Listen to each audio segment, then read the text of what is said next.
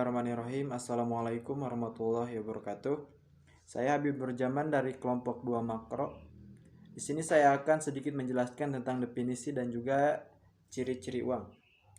Uang itu diciptakan untuk melancarkan kegiatan tukar menukar dan perdagangan.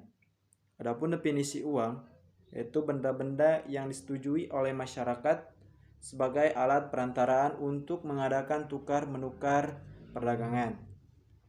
Nah, yang dimaksud dengan benda-benda yang disetujui yaitu uang dalam bentuk uang yang disepakati ataupun disetujui oleh dua pihak yaitu pembeli dan juga pedagang ataupun penjual. Contohnya seperti ibu-ibu yang ingin membeli cabai atau tomat di pasar dan juga penjual yang menjual tomat ataupun cabai di pasar. Nah, di sini peranan uang itu sangat penting dalam perdagangan ataupun jual beli. Nah, uang ini sebagai alat untuk mengadakan tukar menukar, jual beli ataupun transaksi tersebut. Selanjutnya yaitu syarat ataupun ciri-ciri uang adalah yang pertama, nilainya tidak mengalami perubahan dari waktu ke waktu. Nah, dari pembuatan uang ini itu dengan bahan yang telah dipertimbangkan dengan bentuk dan juga ukuran yang minimalis sehingga mudah dibawa kemana-mana. Juga selanjutnya itu mudah disimpan tanpa mengurangi nilainya. Yang selanjutnya tahan lama. Yang selanjutnya jumlahnya terbatas, tidak berlebih-lebihan. Maksudnya yaitu dalam produksi pembuatan uang ataupun uang kertas ataupun uang koin ini memproduksinya itu tidak berlebih-lebihan, namun setiap tahunnya itu ada patokannya dan juga terbatas. Yang terakhir, bendanya itu mempunyai mutu yang sama. Dalam artian mutu itu kualitas yang sama dan juga kualitas yang bagus dan juga untuk bertimbangkan untuk perdagangan ataupun jual beli. Assalamualaikum warahmatullahi wabarakatuh. Izin memperkenalkan diri, saya Putri Agung Permata Fardiansyah. Di sini saya akan menjelaskan beberapa fungsi uang. Fungsi yang pertama yaitu uang dijadikan sebagai alat tukar atau medium of exchange. Pada saat ini, uang merupakan benda yang sangat vital dan paling utama untuk melakukan transaksi. Dengan uang, maka transaksi yang terjadi khususnya di pasar akan lebih mudah dan cepat. Hal ini disebabkan karena tingkat atas benda ini cukup tinggi, sehingga akan memperkecil kesenjangan dari keinginan para penggunanya. Sebelum adanya uang sebagai alat tukar, masyarakat melakukan transaksi dengan menggunakan metode barter atau penukaran antar sesama barang. Apabila terjadi kecocokan penukaran, maka transaksi akan mudah dilakukan. Namun jika tidak, menemukan kesesuaian kebutuhan antar sesama pelaku transaksi, tentunya hal ini akan mempersulit masyarakat untuk mendapatkan barang yang dibutuhkan. Karena harus mencari pelaku transaksi yang juga ingin memiliki keinginan yang sama, disebabkan karena tingkat toleransi atas benda ini cukup tinggi, sehingga akan memperkecil kesenjangan dan keinginan para penggunanya. Sebelum adanya uang sebagai alat tukar, masyarakat melakukan transaksi dengan menggunakan metode barter atau penukaran antar sesama barang. Apabila terjadi kecocokan penukaran, maka transaksi akan mudah dilakukan. Fungsi uang yang kedua yaitu uang dijadikan sebagai alat penyimpanan nilai atau store of value. Uang juga dapat digunakan menjadi bentuk alat pengukur kekayaan seseorang yang disimpan. Apabila kondisi keuangan suatu negara dalam keadaan stabil, maka penyimpanan kekayaan dalam bentuk uang merupakan hal yang cukup efektif dan menguntungkan untuk dilakukan. Saat ini, banyak masyarakat yang menyimpan uangnya sebagai bentuk kekayaan yang dimiliki dalam bentuk uang bank atau uang giral. Dengan demikian, pemilik uang tersebut tidak perlu cemas atau khawatir atas kecurian dari kekayaan yang dimilikinya. Fungsi uang yang ketiga yaitu uang dijadikan sebagai satuan hitung atau unit of account. Uang menjadi satuan hitung menunjukkan value suatu barang dan atau jasa yang akan diperjualbelikan tersebut. Hal ini akan memudahkan dalam menentukan nilai yang dimiliki barang dan jasa tersebut. Dengan demikian, akan memberikan keseragaman atas satuan hitung dari apa yang digunakan dalam transaksi di masyarakat. Fungsi uang yang keempat yaitu uang dijadikan sebagai alat ukur pembayaran yang tertunda atau standard of deferred payment. Ketika bertransaksi saat ini sering sekali terjadi transaksi yang pembayarannya tidak langsung. Sering dikenal dengan istilah penjualan secara kredit. Pembeli akan mendapatkan barang atau jasa sebelum mereka melakukan pembayaran. Penggunaan uang untuk alat perantara dari tukar-menukar tersebut dapat mendongkrak perkembangan pasar perdagangan yang bersifat pembayarannya di masa yang akan datang, karena penjual akan meyakini bahwa pembayaran dilakukan secara tertunda tersebut adalah sesuai dengan apa yang diharapkannya. Hal ini juga didorong dengan adanya karakteristik yang dimiliki dari uang yaitu tetap stabil dalam penggunaannya. Fungsi uang yang kelima yaitu sebagai penimbun kekayaan. Melakukan penyimpanan uang berarti kita melakukan penimbunan kekayaan dari beberapa banyak uang yang dimiliki, karena uang memiliki nilai yang tidak akan mengalami perubahan. Uang yang disimpan dapat dijadikan aset, baik itu uang dalam keadaan tunai maupun uang yang ada di bank. Hal ini dikarenakan dengan menyimpan uang akan memberikan manfaat, seperti memberikan kemudahan dalam bertransaksi, untuk berjaga-jaga atau melakukan spekulasi, serta mampu menambah nilai kekayaan karena akan mendapatkan uang berupa jasa simpan. Fungsi uang yang keenam yaitu sebagai standar cicilan kewajiban. Uang dapat dipergunakan sebagai standar penentuan cicilan dari kewajiban dan piutang secara cepat tepat, baik itu dilakukan secara cash maupun secara cicilan. Dengan demikian dapat dipastikan besar uang juga mengalami perkembangan seiring dengan perkembangan waktu, baik dari sisi nilai intrinsik, nominal maupun fungsinya. Hal ini menjadi alasan bertambahnya macam-macam uang yang dikenal di masyarakat sebagai alat pembayaran dalam bertransaksi untuk kehidupan sehari-hari. Jenis-jenis uang dapat dilihat dari berbagai aspek, di antaranya aspek bahan, yaitu logam serta uang kertas. Aspek nilai yaitu uang yang bernilai secara penuh dan uang yang tidak bernilai secara penuh. Aspek lembaga yaitu uang kartal maupun uang giral, dan aspek kawasan yaitu uang lokal, uang regional, dan juga uang internasional. Berikut saya akan menguraikan macam-macam uang yang ditelusuri dari berbagai aspek. Dari aspek bahan, jenisnya ada uang berbahan logam dan uang kertas. Uang berbahan logam merupakan uang yang terbuat dengan berbahan dasar logam seperti koin, baik itu dari emas, aluminium, perak, kupronikel, perunggu, bronze maupun partikel lainnya. Biasanya koin atau uang logam memiliki satuan nominal yang lebih kecil. Uang kertas, yaitu uang yang dibuat dengan berbahan dasar dari kertas atau partikel lainnya. Uang kertas standarnya memiliki satuan nominal yang lebih besar agar mempermudah untuk dibawa kemana-mana, guna memenuhi kebutuhan sehari-hari. Bahan kertas yang dipakai biasanya memiliki kualitas yang cukup tinggi karena tahan air, tidak mudah robek, ataupun luntur. Pada saat ini, bagi masyarakat Indonesia, uang kertas lebih menarik dalam penggunaannya dibandingkan uang logam. Aspek yang kedua ada berdasarkan nilai. Jenis uang ini dilihat dari nilai yang terkandung pada uang tersebut, apakah nilai intrinsiknya atau nilai nominalnya. Uang jenis ini terbagi ke dalam dua jenis, yaitu uang bernilai penuh atau full body money, merupakan uang yang nilai intrinsiknya sama dengan nilai nominalnya. Sebagai contoh, uang logam di mana nilai bahan untuk membuat uang tersebut sama dengan nominal yang tertulis di dalam uang. Yang kedua, ada uang tidak bernilai penuh atau representative full body money. Merupakan uang yang nilai intrinsiknya lebih kecil dari nilai nominalnya. Sebagai contoh, uang yang terbuat dari kertas. Uang jenis ini sering disebut uang bertanda. Kadangkala nilai intrinsiknya jauh lebih rendah dari nilai nominal yang terkandung di dalamnya. Aspek yang ketiga yaitu berdasarkan lembaga. Maksudnya adalah badan atau lembaga yang menerbitkan atau mengeluarkan uang. Jenis uang yang diterbitkan berdasarkan lembaga terdiri dari uang kartal dan uang giral.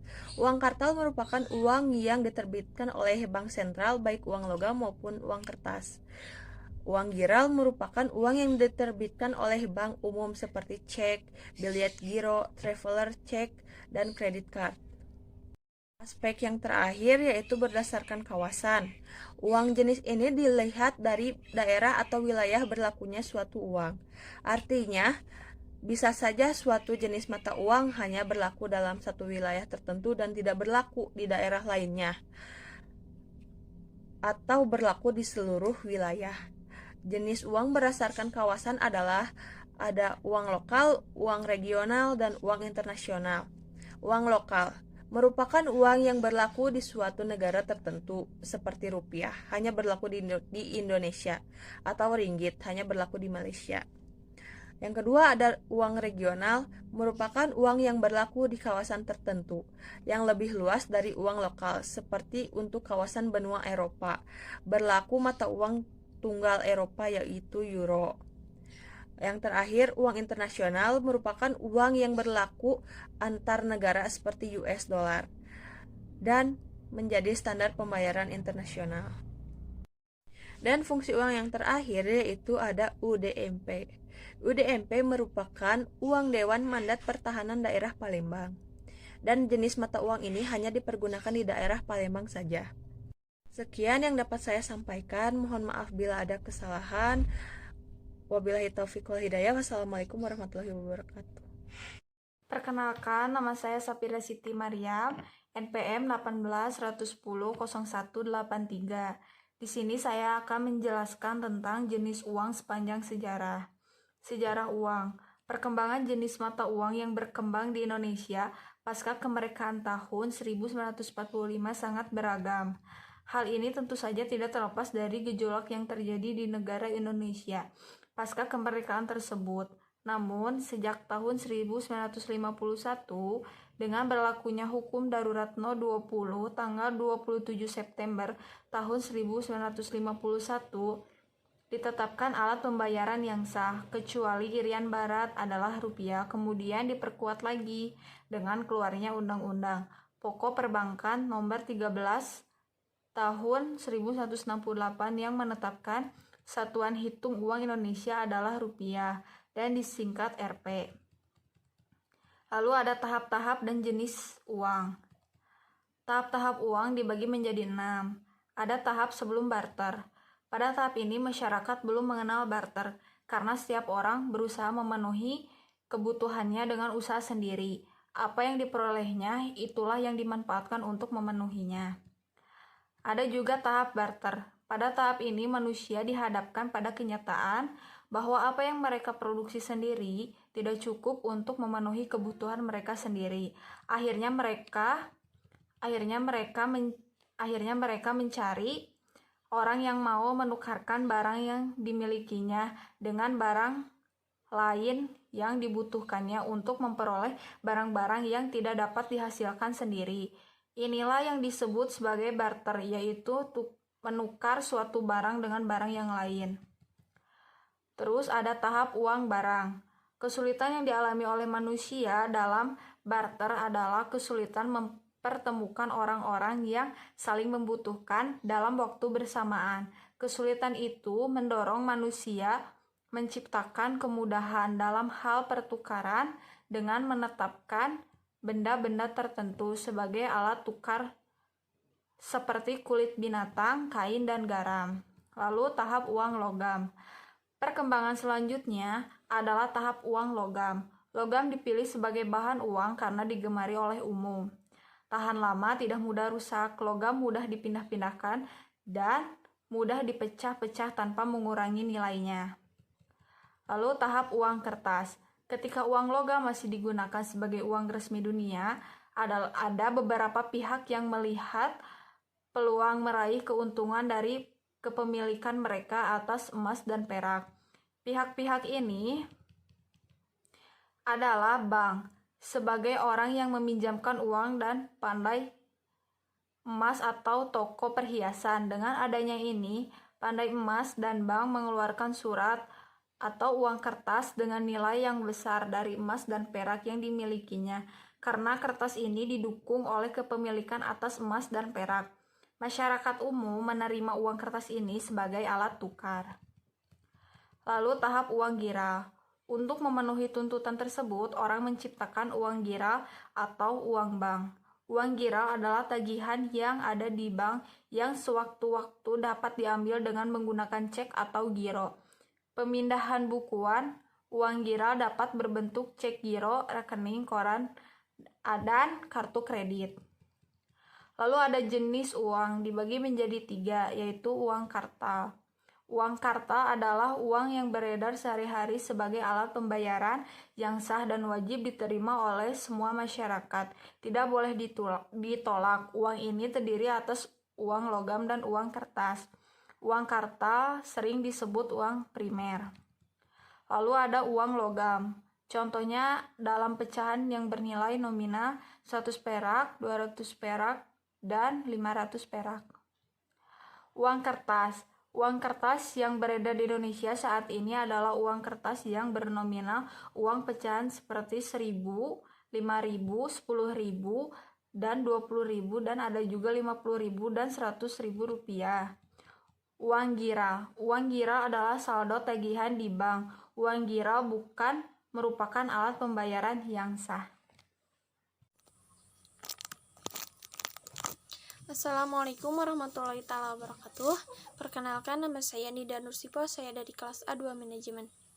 Di sini saya akan menjelaskan peranan bank sentral dan kegiatan bank umum. Bank sentral adalah lembaga keuangan umumnya milik pemerintah yang bertanggung jawab mengatur dan mengawasi kestabilan kegiatan lembaga-lembaga keuangan, dan untuk menjamin agar kegiatan lembaga-lembaga keuangan itu akan membantu menciptakan tingkat kegiatan ekonomi yang tinggi dan stabil. Fungsi utama bank sentral yang diberi wewenang oleh pemerintah meliputi 5 bidang tugas sebagai berikut. Yang ke-1, bertindak sebagai bank pemerintah. Yang kedua, bertindak sebagai bank kepada bank-bank umum. Yang ketiga, mengawasi bank umum dan institusi keuangan lain. Yang keempat, mengawasi kestabilan kurs valuta asing. Yang terakhir, mencetak uang logam dan uang kertas. Bank umum. Bank umum adalah merupakan lembaga keuangan yang paling penting dalam suatu perekonomian. Yang dimaksud dengan lembaga-lembaga keuangan atau institusi keuangan adalah semua perusahaan yang kegiatan utamanya meminjamkan uang yang disimpan kepada mereka. Lembaga-lembaga keuangan ini mendorong masyarakat untuk menabung di lembaga keuangan mereka, dan sebagai insentif para penabung akan mendapatkan imbalan berupa bunga tabungan yang dikumpulkan. Selanjutnya dipinjamkan kembali kepada nasabah orang per orang dan perusahaan-perusahaan yang memerlukan.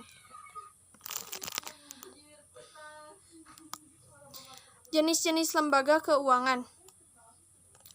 Berdasarkan jenisnya, lembaga-lembaga keuangan dapat dibedakan menjadi bank umum atau bank perdagangan. Fungsi lembaga ini tidak saja meminjamkan atau menginvestasikan sebagai jenis tabungan yang diperolehnya, tapi juga dapat meminjamkan dari menciptakan sendiri uang gira.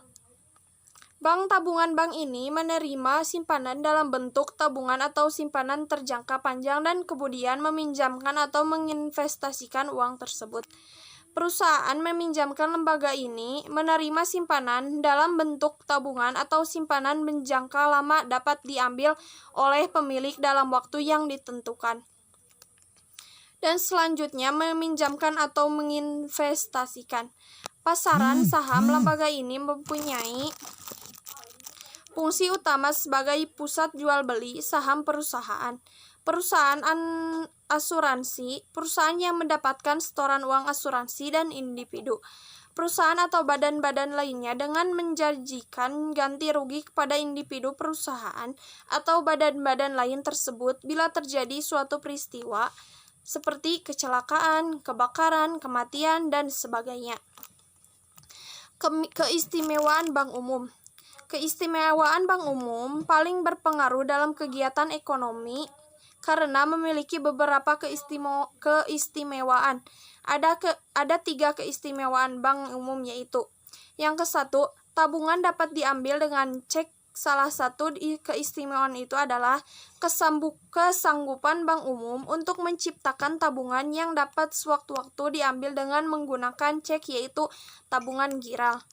Yang kedua, dapat menciptakan daya beli. Bank umum mampu menciptakan daya beli baru atau menghapuskan daya beli yang ada di dalam perekonomian. Yang ketiga, memberi pinjaman jangka pendek. Pinjaman jangka pendek penting sekali bagi perusahaan-perusahaan untuk menyesuaikan keadaan keuangan dengan gerak naik turun kegiatan ekonomi. Saat ekonomi pesat, mereka perlu dan bank umum dapat memberi pinjaman, dan di saat ekonomi lesu mereka dapat mengembalikan pinjaman ke bank ekonomi. Sekian dari saya, mohon maaf bila ada kesalahan. Wassalamualaikum warahmatullahi taala wabarakatuh.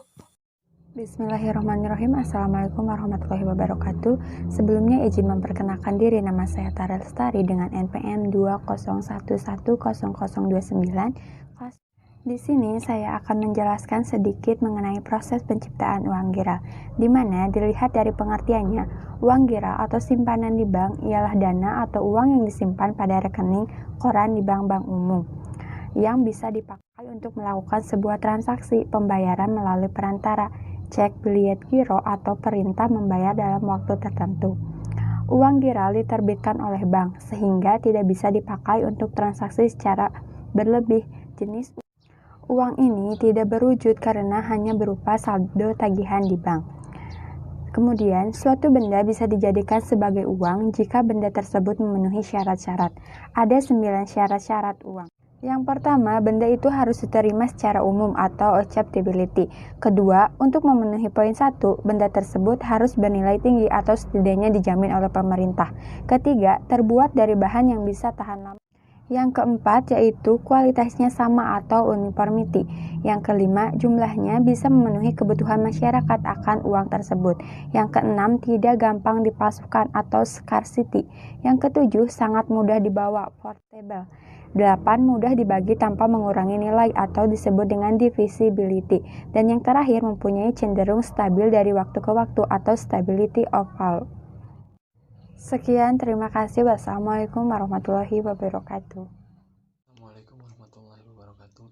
Nama saya Muhammad Siddiq dari kelas 2A Manajemen. Hari ini saya akan menerangkan tentang proses penciptaan uang giral. Proses terjadinya uang giral: 1. Primary deposit, 2. Loan deposit, 3. Uang kuasi. Macam-macam uang giral: 1. Cek, 2. Giro, 3. Kartu kredit, dan 4. Wesel pos. Proses penciptaan uang digital. 5. Kelebihan uang digital. Uang digital bisa memudahkan dalam pembayaran karena tidak perlu membawa uang kontan. Uang giral bisa diterima dalam jumlah yang tidak terbatas. Uang giral lebih aman karena risiko hilang kecil. Uang giral lebih aman dan praktis. Uang giral bisa dipindah tangankan tanpa biaya yang besar. Pecahan uang giral bisa diatur sesuai keinginan. Terima kasih dari saya. Wassalamualaikum warahmatullahi wabarakatuh. Assalamualaikum warahmatullahi wabarakatuh. Perkenalkan, nama saya Yayu Solihah dari kelas 2A dengan nomor NPM 201100015. Di sini saya akan menjelaskan materi mengenai proses penciptaan uang giral. Nah, dari poin ke-6 sampai poin ke-8. Nah, untuk poin ke-6 yaitu kelemahan menggunakan uang giral. Uang giral adalah alat transaksi atau alat pembayaran berupa surat-surat berharga seperti cek, kartu kredit, giro, dan wesel pos.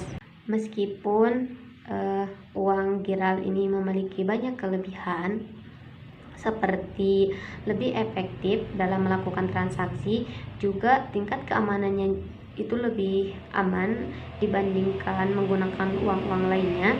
Akan tetapi di sini juga uang giral memiliki kelemahan. Yang pertama yaitu uang giral tidak efektif dipakai dalam transaksi kecil. Kebanyakan di antara kita melakukan transaksi dalam kehidupan sehari-hari bukan dalam bentuk nominal yang sangat besar atau nominal yang besar, begitu besar, akan tetapi justru dalam nominal yang kecil. Nah, sangat tidak efektif apabila uang giral ini digunakan untuk membeli barang atau menggunakan jasa yang memiliki nilai kecil. Contohnya seperti membayar parkir. Nah, sangat tidak mungkin jika kita memakai kartu kredit untuk membayar parkir. Untuk contoh yang kedua yaitu ketika kita membayar makan siang di warung kecil. Nah, tidak mungkin kita menggunakan cek ataupun kartu kredit. Nah, itulah mengapa uang giral ini tidak efektif apabila dipakai dalam transaksi yang jumlahnya kecil. Untuk poin kedua, kelemahan menggunakan uang giral yaitu uang giral tidak diterima oleh setiap orang. Nah, biasanya ini dipengaruhi oleh faktor pemikiran yang berbeda oleh setiap orang. Nah, karena sebagian besar orang berpikir bahwa ada jenis uang yang lain yang masih bisa digunakan untuk transaksi, yang masih bisa dipakai tanpa harus menggunakan kartu ataupun cek. Nah, itulah mengapa uang giral tidak bisa diterima oleh setiap orang. Ya, salah satunya dipengaruhi oleh pemikiran yang berbeda. Dan untuk yang selanjutnya yaitu poin ketujuh, perbedaan antara uang giral dan uang kartal. Nah, uang kartal terdiri dari uang kertas dan logam. Nah, uang kartal ini adalah alat pembayaran, alat bayar yang sah dan wajib diterima oleh masyarakat dalam melakukan transaksi jual beli dalam kehidupan sehari-hari. Nah, contoh uang kertas bisa dilihat. Uang kertas ini terbuat dari kertas, dan contoh uang logam ini bisa dilihat. Nah, sedangkan uang giral tercipta akibat semakin mendesaknya kebutuhan masyarakat akan adanya sebuah alat tukar yang lebih mudah, praktis, dan aman. Nah, contoh uang giral itu seperti cek, bilet giro, wesel pos, dan kartu kredit. Untuk poin yang terakhir yaitu uang kuasi. Nah, apa itu uang kuasi? Uang kuasi adalah surat-surat berharga yang dapat dijadikan sebagai alat pembayaran. Biasanya uang kuasi ini terdiri dari deposito berjangka dan tabungan serta rekening valuta asing milik swasta domestik. Atau uang kuasi juga dapat disebut uang yang digunakan untuk mendeskripsikan aset yang dapat diuangkan secara cepat.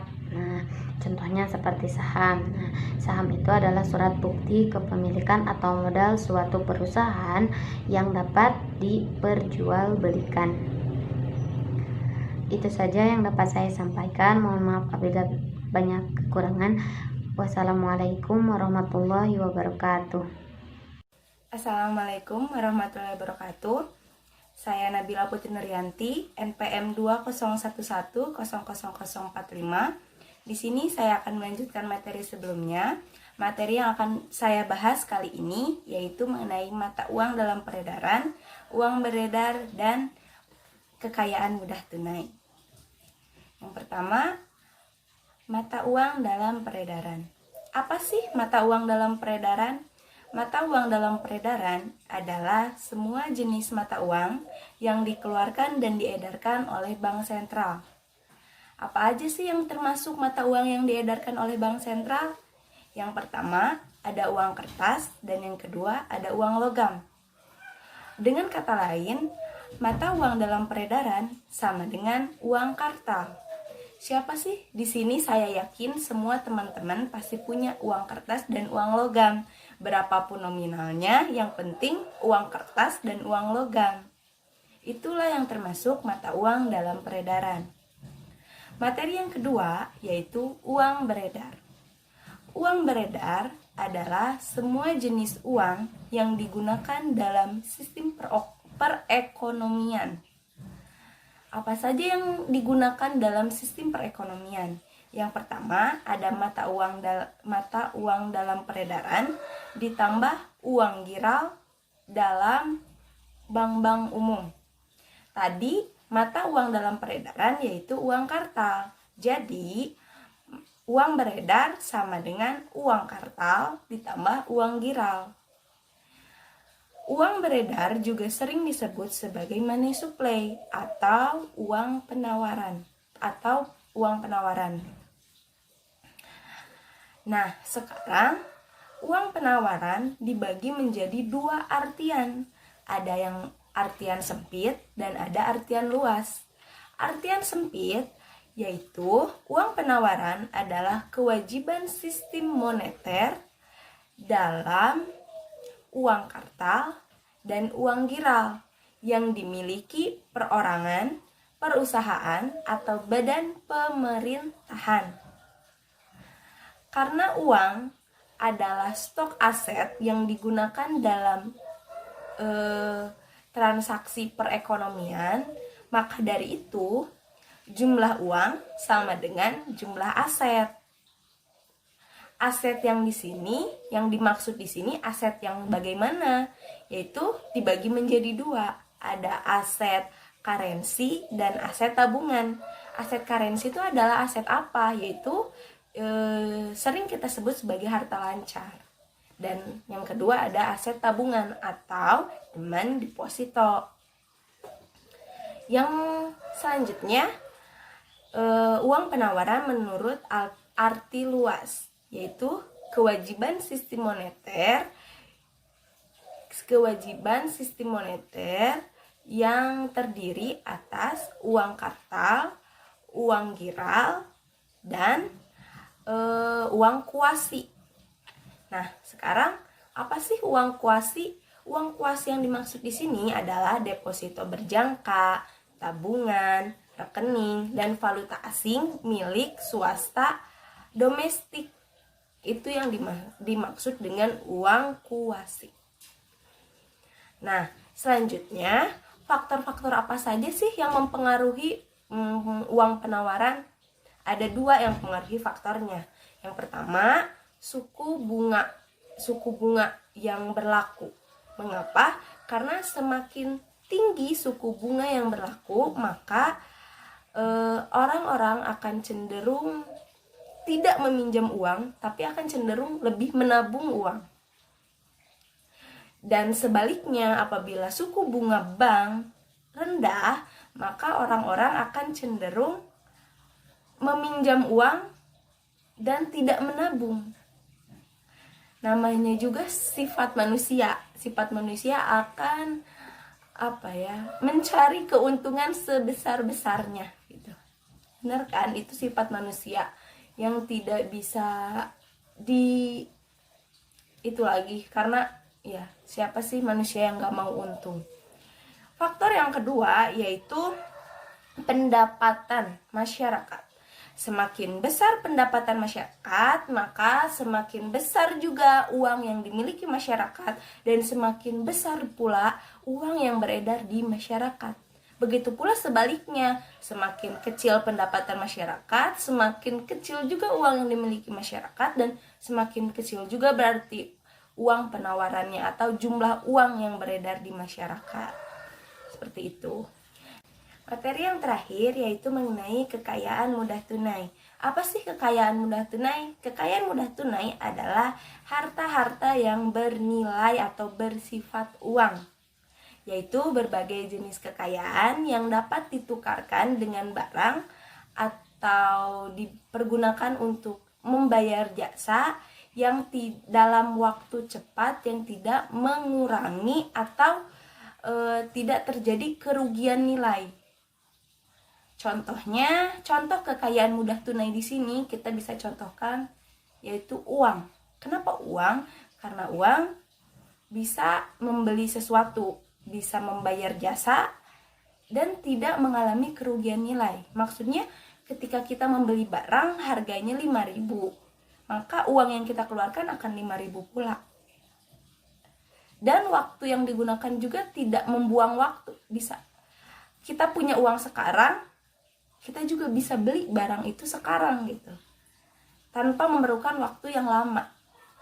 Sebenarnya harta-harta yang bersifat uang dan bernilai uang itu tidak hanya uang sih ya. Ada tabungan, ada rekening, tapi ada emas misalkan. Tapi kan benda-benda tersebut tidak bisa langsung ditukarkan kepada barang yang kita inginkan atau untuk melakukan pembayaran. Kita harus menukarkan terlebih dahulu ke dalam bentuk uang, baru kita dapat dapat membelikannya gitu. Dan itu memerlukan waktu yang cukup lama waktunya, lalu akan mengakibatkan kerugian nilai sedikit. Karena apa? Karena kan biasanya kalau pakai ATM atau pakai tabungan ada biaya administrasinya. Beda dengan kita menggunakan uang cash. Ya kan, kalau membeli sesuatu pasti nggak ada dipotong biaya administrasi. Kayak gitu. Jadi, maka dari itu kenapa uang disebut sebagai kekayaan mudah tunai paling sempurna. Ya, sekian materi yang bisa saya sampaikan. Semoga mudah dipahami. Wassalamualaikum warahmatullahi wabarakatuh. Untuk materi selanjutnya akan diterangkan oleh teman saya. Assalamualaikum warahmatullahi wabarakatuh. Nama saya Renika Muhammad Aldin. Saya akan menerangkan perkembangan bank sentral. Titik tolak bank sentral adalah sistem perbankan yang sudah ada sistem perbankan mengharuskan bank sentral. Saya berpendapat bahwa bank sentral dengan sangat sedikit pengecualian, terutama Bank of England, pada dasarnya adalah fenomena abad ke-20 dan muncul untuk menangani yang sebenarnya atau potensi masalah dalam sistem perbankan. Bank of England didirikan pada tahun 1654. Henry Thornton mungkin menganggap Bank of England sebagai bank sentral yang baru lahir dalam pengertian modern, meskipun menyadari bahwa kekurangannya. Mereka menjadi bank sentral hanya di 20 abad. Pada abad ke-20 ada 18 bank sentral. Setelah itu, file konsep itu diterima dengan sangat menyeluruh dan lembaga-lembaga sangat menginginkan, sehingga banyak yang negara-negara mendirikan bank sentral mereka sendiri. Pada tahun 1950 ada 59, 161 pada tahun 1990, dan jumlah telah meningkat setelahnya. Kelembagaan bank sentral juga mengalami tahapan perkembangan mengikuti perkembangan perekonomian dan sosial politik dari suatu negara. Secara umum, bentuk dan ukuran kelembagaan bank sentral yang ada saat ini merupakan hasil evolusi kelembagaan bank sentral sebagai bentuk penyesuaian lembaga terhadap perkembangan yang terjadi di lingkungannya, khususnya perkembangan politik, ekonomi, sosial budaya, dan perkembangan ilmu ekonomi. Pada tahap awal evolusi kelembagaan bank sentral, bank-bank yang didirikan dan kemudian menjadi bank sentral pada umumnya merupakan bank komersial yang kemudian diberi hak khusus oleh pemerintah. Bank ini menjadi bank komersial yang spesial karena diberi mandat dari pemerintah untuk menerbitkan dan mengedarkan uang dan bertindak sebagai banknya pemerintah. Dengan adanya hak ini, bank komersial tersebut kemudian berkembang menjadi bank sirkulasi. Bank sirkulasi adalah suatu lembaga yang mendapat tugas dari negara atau pemerintah untuk mengeluarkan dan mengedarkan uang sebagai alat pembayaran yang sah di suatu negara. Meski telah ditunjuk sebagai bank sirkulasi pada masa itu, lembaga tersebut masih melakukan tugas dan kewajiban sebagai bank komersial. Assalamualaikum warahmatullahi wabarakatuh. Fungsi utama bank sentral. Fungsi utama bank sentral yang diberi wewenang oleh pemerintah meliputi 5 bidang tugas sebagai berikut. 1. Bertindak sebagai bank pemerintah. Bank sentral bertindak sebagai lembaga keuangan yang sangat besar, terutama yang menyimpan uang yang dimiliki pemerintah. Pemerintah menggunakan jasa-jasa bank sentral untuk membayar dan mengirimkan uang kepada pemerintah daerah dan departemen-departemen pemerintah yang lain. 2. Bertindak sebagai bank kepada bank-bank umum. Bank sentral yang disebut juga sebagai bank kepada bank, bank bank atau sumber pinjaman terakhir, leader of last resort. Artinya, bank sentral adalah bank dari bank-bank lainnya dan ia merupakan sumber terakhir dari pinjaman bila bank-bank umum tidak mempunyai lagi dari sumber lainnya. 3. Menguasai bank umum dan institusi pengelolaan lainnya. Fungsi bank sentral diberi kekuasaan oleh pemerintah untuk mengawasi dan memberi petunjuk termasuk peraturan-peraturan dan tindakan lain kepada bank-bank umum dan lembaga keuangan lain dalam perekonomian tentang kebijakan yang perlu dijalankan. 4. Mengawasi kestabilan kurs valuta asing. Agar ada kestabilan ekonomi, perlu mempertahankan kestabilan nilai kurs mata uang asing. Untuk itu, bank sentral harus menjaga kestabilan kegiatan impor, ekspor, dan aliran modal luar negeri. 5. Mencetak uang logam dan uang kertas. Mata uang yang beredar dalam perekonomian dikeluarkan oleh bank sentral.